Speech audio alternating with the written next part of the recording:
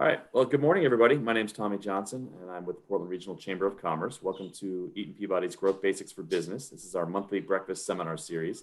It provides a forum to gain useful, do-it-yourself workplace solutions and insightful, actionable tips.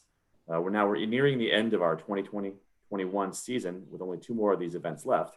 And I have to say, despite being virtual for over a year now, the quality of the presentations has been equally strong, and the increased number of attendees is proof that this formula is working. Today, we have another great presentation for you on a timeless topic, strengthening your leadership skills. It'll be presented by an all-star cast.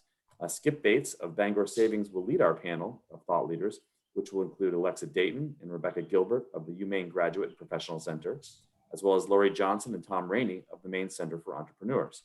We're very fortunate to have these talented presenters today. Now, like all the Chamber's signature events, today's presentation is free, and it will be recorded and made available for free replay on the Chamber's website and YouTube page. To keep up to date on all the Chamber's news and events, please visit our website, portlandregion.com, and check out our events page and sign up for our weekly email newsletter. Now, before we get to today's presentation, I want to make sure that everyone is muted, and if you wish, please turn off your camera. If you do have questions for our presenters, please type them in the chat, and they'll be looking for those, and I will be relaying them throughout the event. But at this point, I'd like to acknowledge our presenting sponsor of Growth Basics for Business, Eaton Peabody. For the past 3 years, Eaton Peabody has been the exclusive sponsor of this series. And right now, I'd like to invite Marketing Manager Nate Levesque to say a few words. Great, thank you, Tommy. Let me share my screen here. All right, can everyone see that? Yes. Perfect. All right. I want to thank everyone for taking the time to join us today. I am a huge fan of these events. I think I've been to every single one of these, and I always walk away with something new. I'm sure I'm going to walk away with quite a few things from this great group today. For those of you that do not know Eaton Peabody, we are a Maine-based law firm with more than 50 attorneys serving Maine clients from offices in Augusta, Bangor, Ellsworth, Brunswick, and also Portland. We assist companies of all sizes. So whether you're a large financial institution or a small business taking the first steps in starting your business, we can assist you. To learn more about the services that we have listed here or the industries that we serve, please visit our website, eatonpeabody.com. Also be sure to follow us on Facebook and LinkedIn.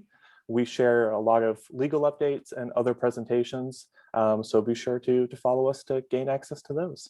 Thank you, Tommy. Thanks, Nate. And at this point, anybody who's attended Growth Basics in the past knows this shtick, but I'm going to talk about how Nate is a wonderful host when we are live, and we do plan on going back to these events live.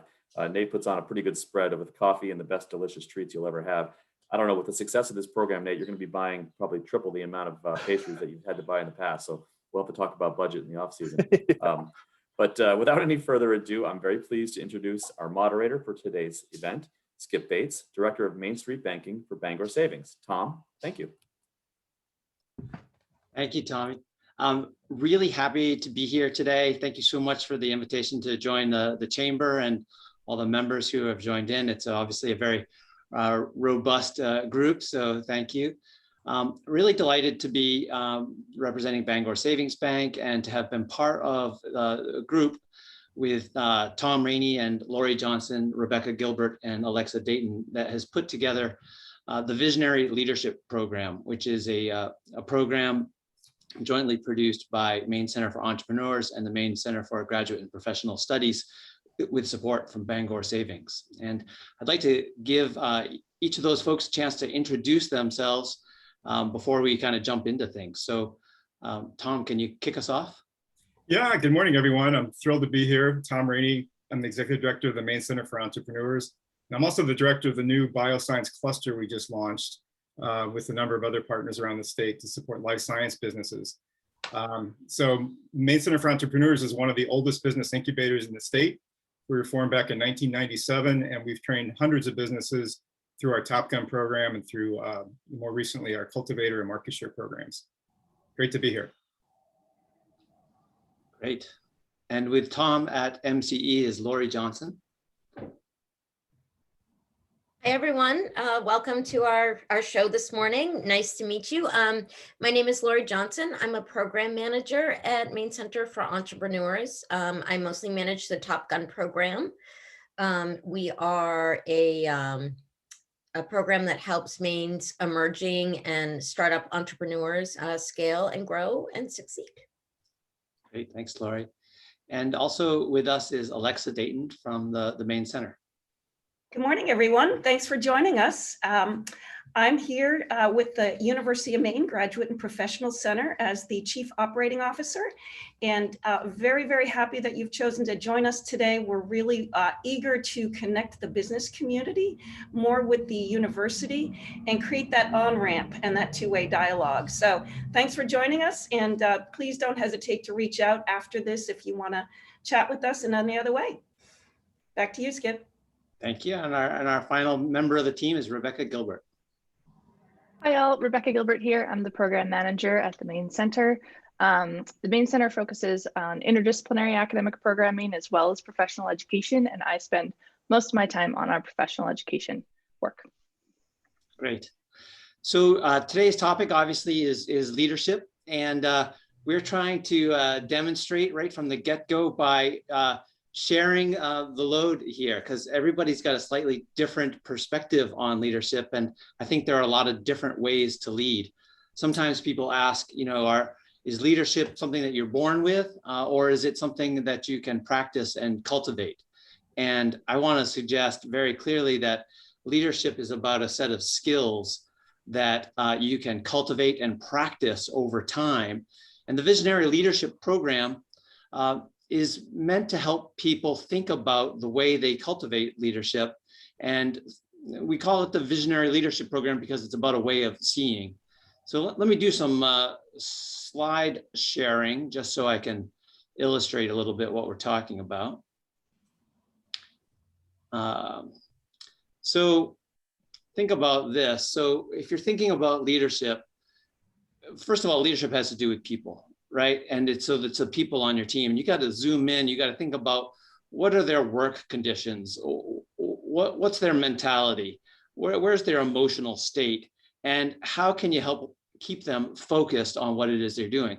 Then you got to zoom out and look at your overall project. So obviously here I've got a construction worker and the Cathedral of Notre Dame.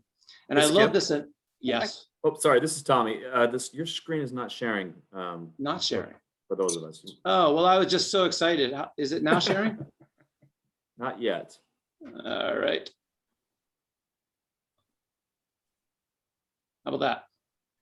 There we go. All right, great. So think about the endeavor here, and think about building Notre Dame going back to the beginning. You've got people who are, on one hand, piling rocks, masons who are just lifting rock after rock, building walls. And if you stay focused on the work, it could be kind of, literally backbreaking, right? And so every once in a while, you got to zoom out and think about the big picture. That's easy to do when you've got a completed project, not so easy to do when you're in the moment. And part of leadership is about focusing on what we're doing right now, but also keeping that greater vision in mind. So here's another example, right? So from the basement to the moon. And all of us are working on building, right? We're building something, we're building our own business. We're helping build someone else's business. And there are legendary stories about businesses that were started in basements. And so, here we have a drill press and a pegboard. And this is from a company that actually ended up putting somebody in space. So what we're going to talk about is, from a visionary leadership perspective, how do you get from the basement to the moon? We often think about leaders as, having certain traits. They're visionaries or they're taskmasters. They might be ruthless, but that's not necessarily the case. It's not necessarily about the big charismatic ego. It's about taking care of people and engaging them, helping them become their best selves to work towards a vision. So that company that went from the basement to the moon, that's Gore, right? The makers of Gore-Tex. they are famous in business circles for having a very decentralized leadership functionality. At Gore, you don't have to be like the top designer to develop a new product. You could be, you know, a maintenance worker and realize that a product that they were developing, a new fabric might make for a better hazmat suit or a better pair of gloves. And then you've got permission, just because you work there, to snag a marketing person, snag a product developer, put together a small pit team to further develop a concept. You don't need the permission of a director or a CEO. You just pull it together. And if you get enough buy-in, it's about consensus. So, you know, if you think about people telling you what to do versus people telling you what to do, there's different ways to get there. And leadership is about bringing everyone together to get to your end goal. So I want to come back to both Tom and Alexa and invite them to talk a little bit about why we developed the Visionary Leadership Program. Tom? Yes, great. Thanks, Skip. I appreciate it. So just to give a little background history, as I mentioned earlier, you know, we're one of the oldest business incubators in the state. And we've been running the Top Gun program for over 10 years now. We've trained dozens, actually hundreds of companies all around Maine. And, you know, more recently, we launched the Cultivator program to help food and beverage businesses. And then as an offshoot of the Cultivator program, which is more of a one-year deep dive assessment in businesses, we launched the Market Share program, which is really focused on providing trade data. So we really think of it as this sort of continuum of care from someone who just has a great idea and is starting a business all the way through to more established companies that want to scale up and that need access to trade data, for example, to grow their business and pursue national markets. But one of the things we found is as the companies entrepreneurs would go through our programs, when the program was over, they'd come to us and say, so what's next? You know, is there an opportunity for us to get together with other CEOs or other founders to bounce ideas, to really enhance our own personal skills? And so what we really arrived at is, as part of this continuum of care, what we really needed to do is focus on their own internal skills to help grow the business and really focus more on their leadership. And so that was really the you know, sort of the formation of the idea behind Visionary Leadership Program. And there was a convergence of resources because we were at the same time talking with the University of Maine Graduate and Professional Center about ways we might collaborate and work together. And then happily, Skip Bates had joined our board from Bangor Savings Bank. And Skip had spent a lot of time immersed in leadership thinking, the best, really best practices from around the country in leadership training. And so as we really started discussing how we could further advance this continuum of care, we arrived at the Visionary Leadership Program. So really great collaboration. Been thrilled to be part of this. I'll hand it over to Alexa. Great, thanks, Tom. And yeah, I think from the perspective of the University of Maine Graduate and Professional Center, when we took a step back and looked at the ecosystem of businesses across the state of Maine, we noted that there really is an important representation of small businesses that really reflect the culture of the state of Maine. And leadership programs have traditionally been aimed at the more corporate participants. And so what we felt was, let's create a program that's uniquely Maine. And the Zoom format certainly wasn't our first choice, but what we learned through the Zoom format is that we could include participants from broader geographies than we could otherwise do so in person. And that's actually been a silver lining for the program and the participants. And creating a cohort of like-minded companies that can rely on each other in the future as they struggle with the various scaling issues, or even rely on each other to celebrate successes, was something we were really keen to do. So we're excited about this pilot program this year, really looking forward to repeating it, and we welcome additional participants. So we'll be giving you just a little drip from the fire hose here today, and we hope you enjoy the rest of the actual programming. Awesome. Thank you, Alexa. Thanks, Tom. So as we've been building this concept, we've built this idea, this visionary leadership cycle, right? And what this is really about, and what we want to share with you today, are some ways to expand your vision as a leader. You know, being a leader doesn't mean you're always a leader. because leadership is a set of skills, right? It's a way of thinking, it's a way of acting. And you can, very consciously zoom in, zoom out, and say to yourself, what do I need to do to grow myself or to grow my business, to practice my leadership skills? And all of these circles on our cycle are different ways of practicing leadership. Frankly, you can pop in and pop out of these things at any given time, because at some point you need to visit your dashboard, and we'll talk about that in a second. You might need to focus on building the culture of your organization. You might need to think about your own personal strengths or your interpersonal strengths. You might need to focus on your mission, building your team, focusing on your customers, leading change, or just frankly, executing well. And these are all different components of strong business leadership, and it never ends. This is the unending art of a good leader, is to keep practicing these skills. So I mentioned building a dashboard, and as the director of Main Street Banking at Bangor Savings Bank, I look at a lot of business plans. And frankly, I love business plans. I love thinking about the concepts and the ideas. I particularly like looking at the numbers that people project when they're going to start a new endeavor. And I'm a huge fan of self-improvement and setting goals, personal goals every year. But here's what I notice about most small businesses is that because they have to do it to get financing, they create a business plan when they start, but they don't necessarily keep that plan going, right? And it's really important to plan, to measure, and to reconnect and reforecast and keep building. You got to know where it is you want to go. If you're trying to go from the basement to the moon, you don't do that without a plan. You don't do that without a set of measures.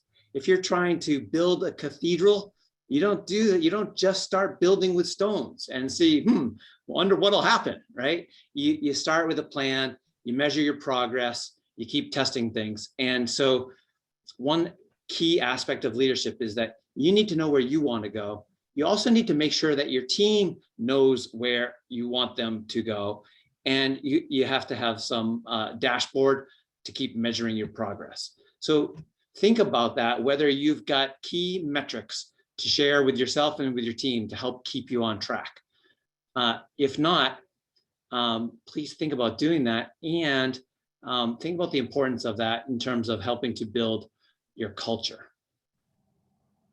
Let me turn over to Alexa here. Great, thanks, Skip.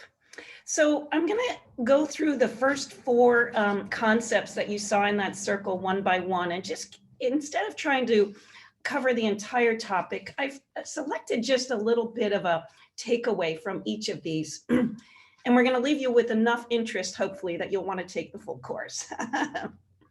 So let's talk about culture. And there's a couple of things about highly successful groups that really define them, where it's not that they sit there and do a whole lot of strategic planning that makes them so successful. It's that they're really good listeners at the leadership level. They also know how to build safety. And think about this for a minute. Think about your favorite group of friends. You kind of, and again, pre-COVID, you might have had some close physical proximity where you have good eye contact, small groups that have good sort of quick, short, energetic exchanges with one another. They say thank you to each other a lot, maybe a little ribbing and some humor here and there, but it tends to be a dynamic exchange, short, respectful, and that really builds a sense of safety. You can feel that when you see that.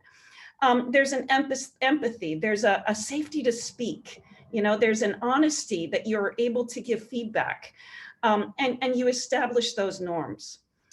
What else? Well, sharing vulnerability. I admit I was a little nervous preparing for this presentation this morning, right? By admitting that, I have now set a vulnerability. I've shared something. I've sent a signal to you all. Now, in person, we might then get a reciprocal signal. You might detect my vulnerability and feel free that you could then share something of your own.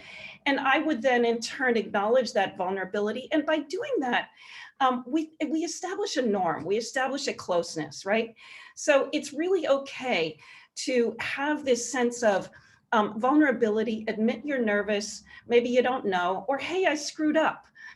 So let's talk a little bit about how groups that have this kind of safety and vulnerability might talk with one another, and how you as a leader might ask a question. So for example, you as a leader might ask someone on your team, are you in control? And they might respond with, yeah, I got this, or I'll do it.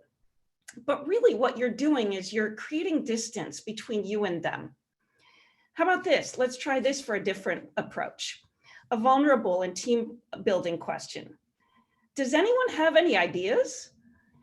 And the response might be, tell me what you want, I'll help you. So these are the kinds of language and little verbal cues that we give one another that really help establish a culture of success.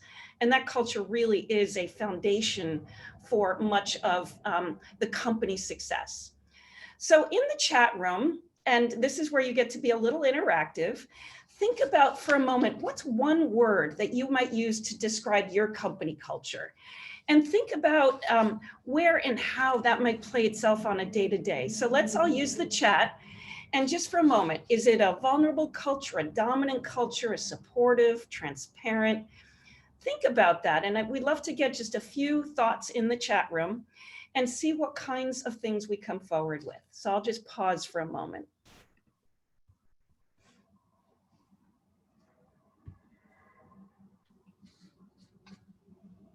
Well, I don't know if everyone can use the chat, so maybe we won't have that as a tool available, but that's all right. Oh, here we go, supportive, collaborative, this is great. These are the kinds of words that really make us want to go to work every day, right? So culture really does drive the bottom and the beginning of your company. Work-life balance, great. Any others? Storied, yes, telling stories, flexible. I'm curious about storied. Yeah, I'm too. That's great. I'm not seeing anyone put up here draconian or taskmaster or slave master. Growing, that's great. So again, these are really important, emotional, empathetic. This is where it starts to be a human, and we are all humans in our company. Great, let's move on to the next concept. So the next concept is about personal strengths. And I'm sure you've heard this said that if you spend your entire life trying to be good at everything, you'll actually never be good at anything. Now, I don't know if that's entirely true, but again, the point here is that we all come at our world with specific strengths and specific weaknesses, and we can both overcome and build on those. So let's talk for a moment about how you might assess your personal strengths. And there are lots of different tools out there. This one we've taken is the predictive index. And it's actually a really quick little thing. You're given a bunch of words and you just select them. And it's remarkable at how it's able to identify your personal leanings. So let's talk about these. So dominance, what does it mean to be dominant? You know, that's somebody who wants to drive and exert their influence over people and events. You know, a high dominance might want to take challenges and have a lot of independence, where somebody with low dominance might actually want the opportunity to collaborate and a lot of reassurance. And so knowing where you are and where your team is on these scales is really critical in how you work together. Let's talk a little bit about what extroversion is. So a real extrovert might be very sociable, right? Versus reserved. And this drive for social interaction actually drives a lot of our job success sometimes, where, you know, a low extrovert might need the time to trust and a lot of time for reflection, where a high extrovert really is looking for the opportunity to influence and social acceptance. And so as a leader, the way you communicate with a highly extroverted person will be very different than your low extrovert. Let's talk about patience. Patience, you know, steady versus driving, consistency and stability. Do you want freedom from repetitive tasks or an opportunity to handle multiple priorities? Or are you high on the patience level and you really want a steady pace and freedom from changing priorities? Again, understanding those differences both in ourselves and our team make a real difference. The last one I want to chat about is formality. And I hope as I'm talking that you're trying to think about your own strengths and which ones resonate with you. Do you have a drive to conform to rules and structures? Or are you really looking to be free from those rules and free from the risk of error? You know, do you want rules and controls? Or do you want to play with things and gain time to gain expertise? So again, think about what are some of your personal strengths, you know, and what about your team members? Have you ever considered that maybe you picked a team that was just like you, or maybe a team that's very different from you? But again, how we communicate and how we lead depends on our knowledge and understanding of these dimensions. So let's go on. I'd like to move on to the next one. So personal habits. All right, think about your personal habits, right? We all have a to-do list that's a mile long. We have this worry list on our minds, right? Family, health, national debt, COVID, school. The list goes on and on and on. But really, when we sit there and we just stay in that circle of concern where we're really worried about the barriers of what's not working, why can't I do this? I'm worried about the conditions of why something won't succeed. We really get ourselves stuck. So the idea is to focus on your circle of influence. This is where proactive people really focus the bulk of their energy. They look at what can I change? What can I move ahead? Or what can I delegate? And so, for instance, if you had a list of 20 to-do things, right, on your list, take a moment to look at these 4 quadrants and put them into the urgent or not urgent and important versus not important. Try it. And then things that are urgent and important, absolutely do those. But if you find that something's not urgent and not important, eliminate it. You can't do everything in the world, and you need some rational way for being specific and focusing. So think about your worry list, put 2 items in each of those circles, and then really do yourself the favor of trying to categorize them and focus on the urgent, important things so that you can get those done and really have an impact. Great, let's move on to the next one. All right, so starting with why. So I'm going to take a moment and just read something to you. All right, this is an excerpt. It says, "We make great computers. They're beautifully designed, simple to use, and user-friendly. Want to buy one?" Okay, what does that tell you about the product? Maybe something, but let's try this. "Everything we do, we believe in challenging the status quo. We believe in thinking differently. The way we challenge status quo is by making our products beautifully designed, simple to use, and user-friendly. Oh, and we happen to make great computers. Want to buy one?" Does anyone know who that story is? That's Apple. So I know. And we probably are all holding one of those beautifully designed items in our hand. But really, they start with why. They don't just start with the product, they start with knowing the customer. They start with knowing how the customer might use the product, and all of those touch points in creating the product. It's not just our company, it's our vendors, it's our customers, it's our society. And there's a notion that, you know, capitalism might want to be dialed in a little to be conscious capitalism. Again, we're not all there. We don't all have to be there. But capitalism with thought and with humanity in mind has really started to been highlighted as a new way forward. And so as you start to think about your product, consider the ecosystem, not just your employees in your company, but the broader humanity, the broader society, and your vendors and supply chain. So with that, I will turn it over to Skip, and we'll go back into the next part of the circle. Thank you. Awesome. And I'll flip right to Lori. Thanks, Skip.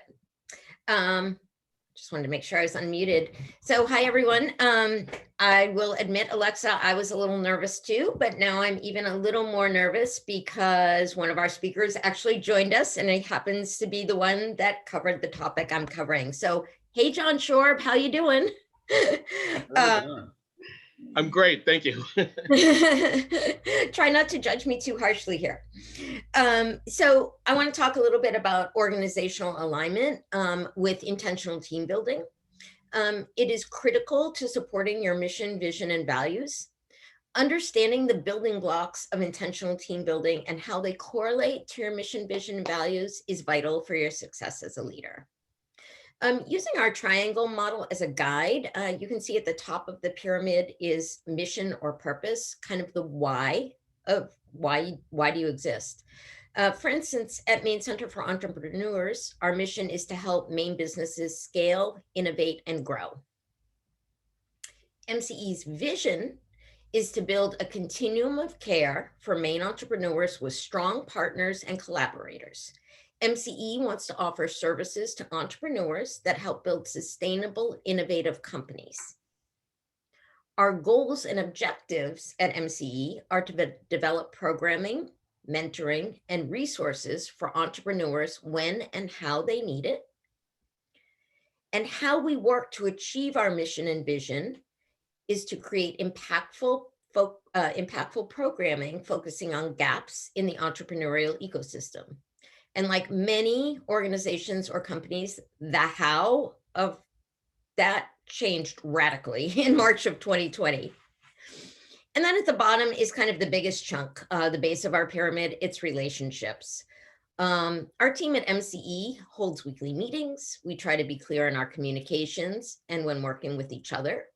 We offer assistance to other team members when necessary. We seek feedback from each other, and we are respectful to each other and with ourselves. And that's just a little bit about how MCE has developed its team, and it aligns it with its vision. It's fabulous. Awesome. And Rebecca. Hey, I'm up. So after you've thought about how to, lead your team, how to put together your team, you also have to think about how you interact with your customers. So that's the part I'm going to focus on today.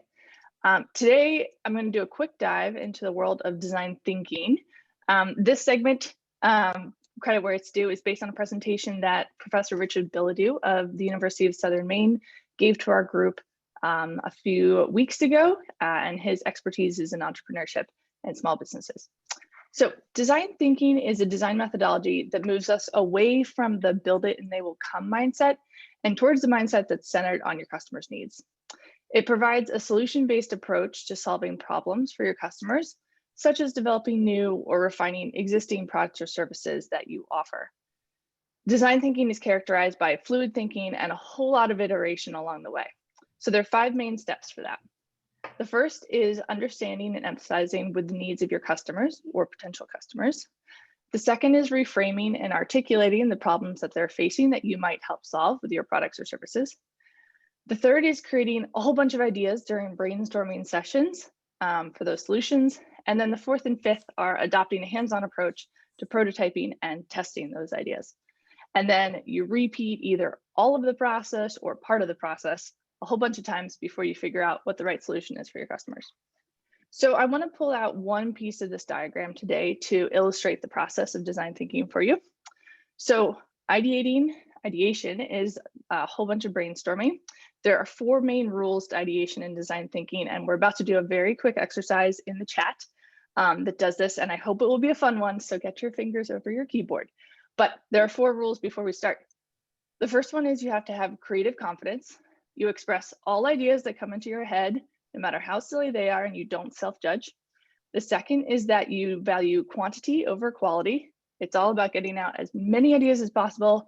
Don't worry about evaluating them until later. Third, you can't criticize any ideas that come up in the chat or in your group when you're doing brainstorming. And then fourth, know the difference between a requirement and an idea. If it's a requirement or a must-do of the problem you're trying to solve, it doesn't count as an idea. So with those rules in mind, we're going to do an exercise in the chat box.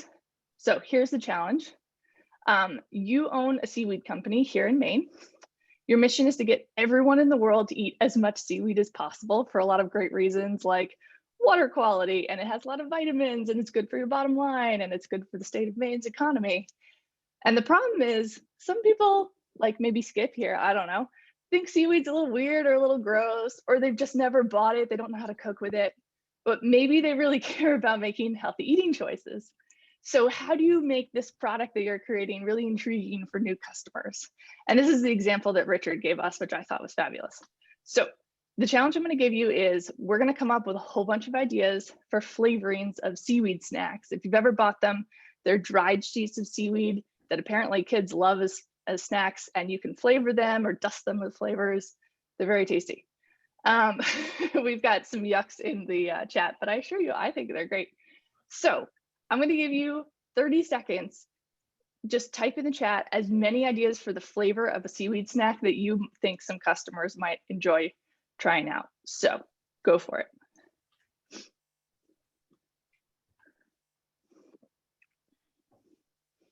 Oh, we got so many. Okay, we got chipotle, sesame, garlic herb, salt and vinegar. Andre Sealweed. I know. It's like, whoa. Andrew Gilbert is on a roll today. Chocolate. I think that was second. Dill pickle. Okay, awesome. So lots of great ideas. So you can try this exercise in any problem you're facing in your business, and apply the principles of design thinking to it. So I'll stop there. All right. Thank you. I look forward to eventually seeing all these different seaweeds on the shelf.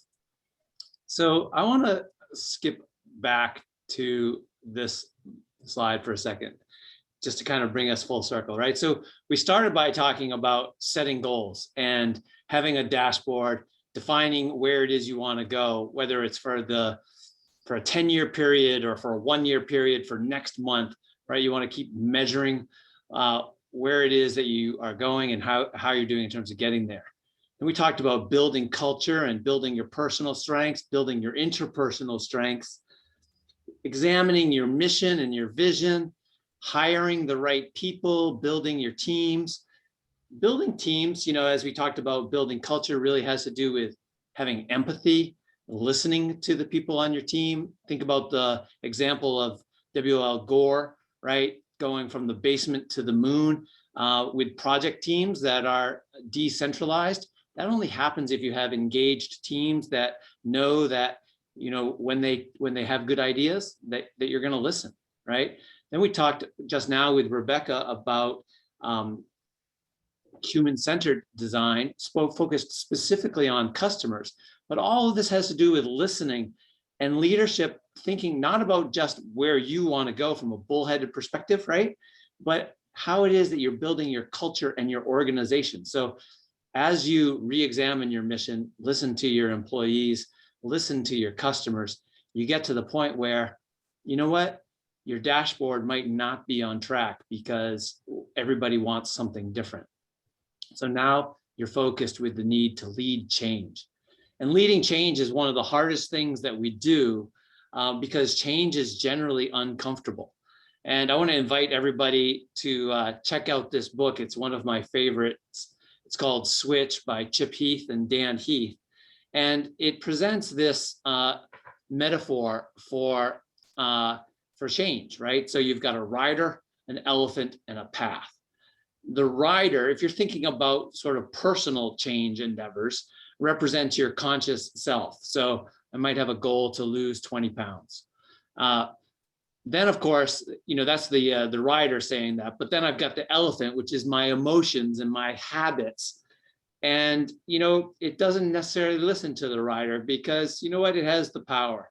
So I walk into the office and they're having a birthday celebration and I can smell the chocolate from across the room on those cupcakes with the nice gooey chocolate centers, no seaweed involved here, right? And even though I came to work saying, okay, I'm going to be good today, man, that elephant rears up and says, chocolate.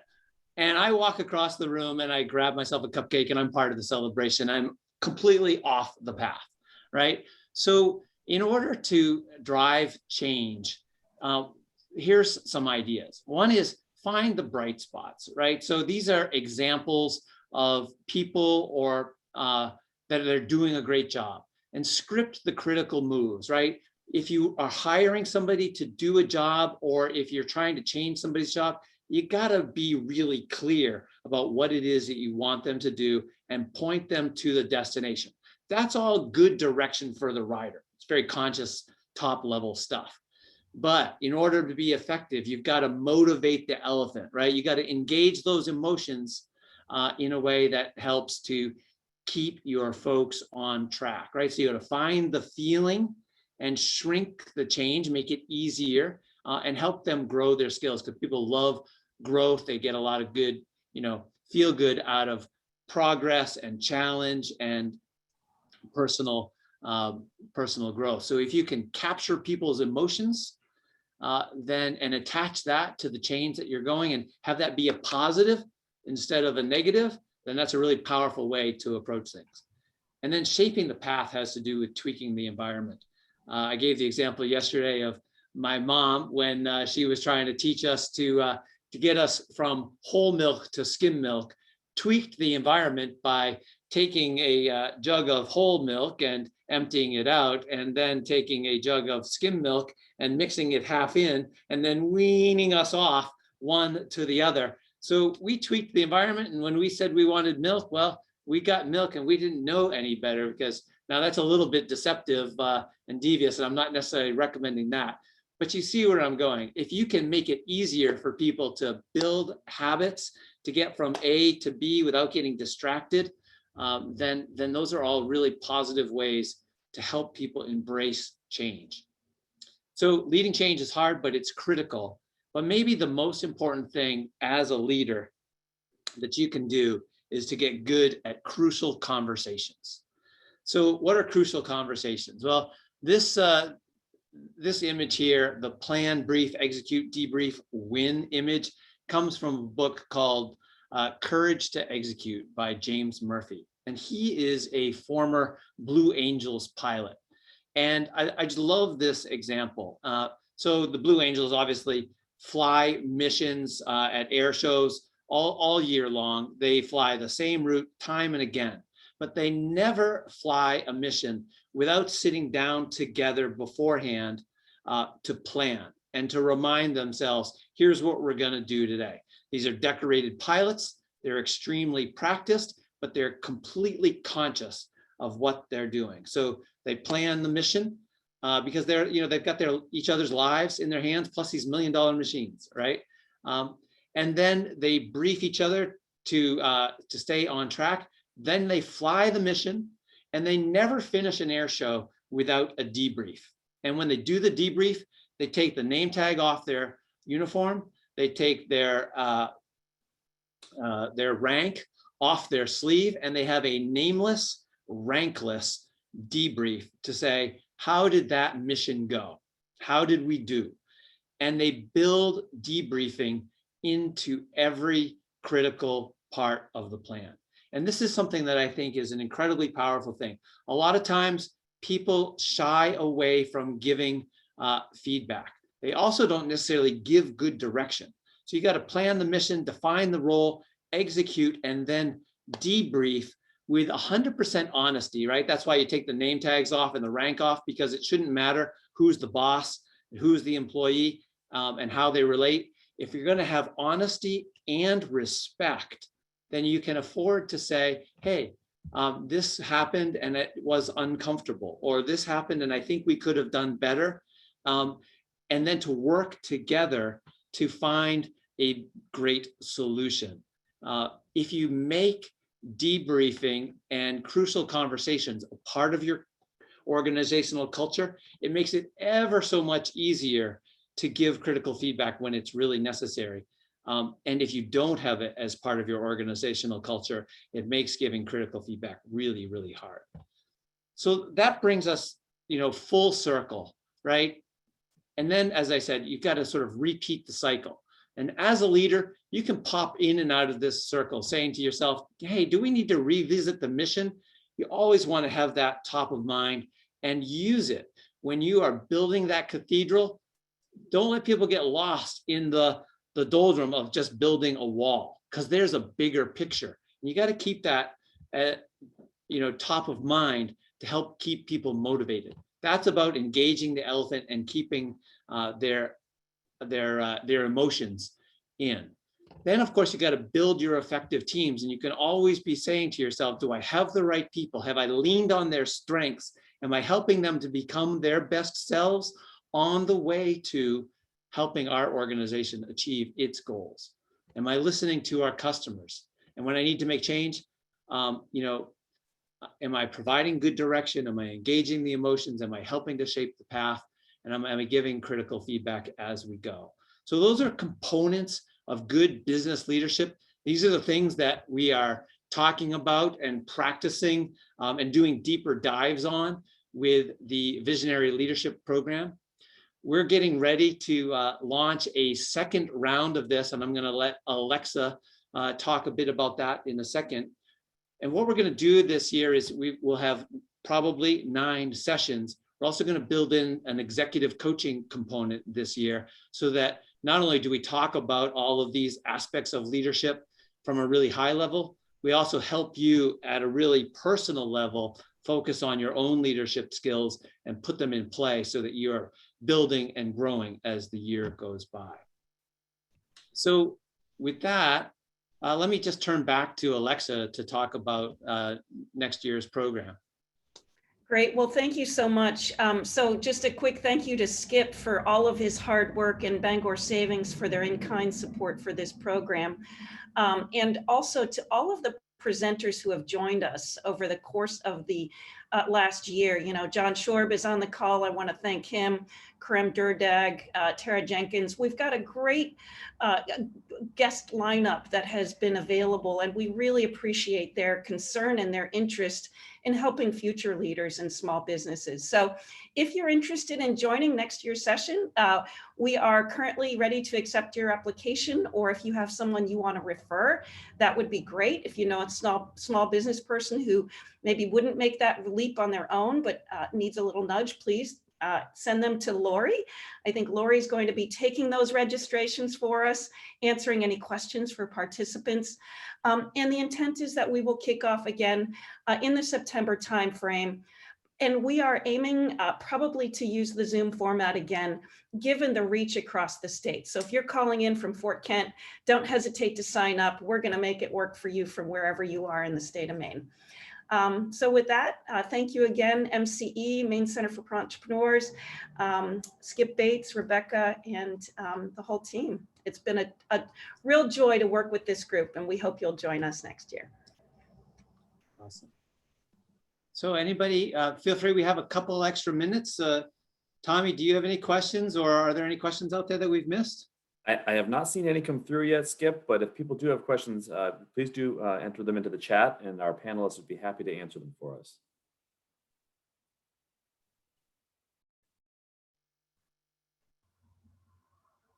Okay.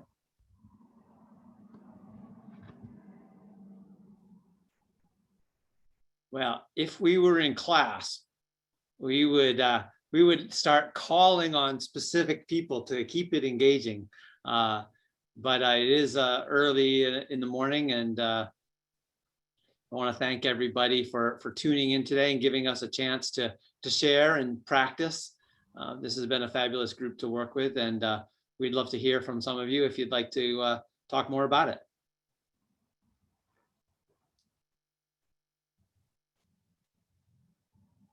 Well, Skip, I'm not seeing any questions, but I wanted to say thank you to you and all the panelists today. What a great presentation. Just a reminder to everybody that today's presentation has been recorded, and it will be available for replay on the Chamber's website and YouTube page. Additional details and resources will also be included in the post-event email that you're going to receive later today. Just a quick plug for some other upcoming Chamber events. This Thursday on April 29th at 4 p.m. is our quarterly Kegs and Issues event. This time we're going to be focusing on protecting Portland's water supply, which is vital for the great beer that's produced throughout our region. And mark your calendars now for Wednesday, June 9th from noon to 1 p.m. Our annual event, Imagine Portland, will return. Tickets are on sale now. Award nominees have been announced, and we have some fun presentations planned as well. Again, for all of our events, please visit portlandregion.com. Thank you again for attending, and have a wonderful rest of your day.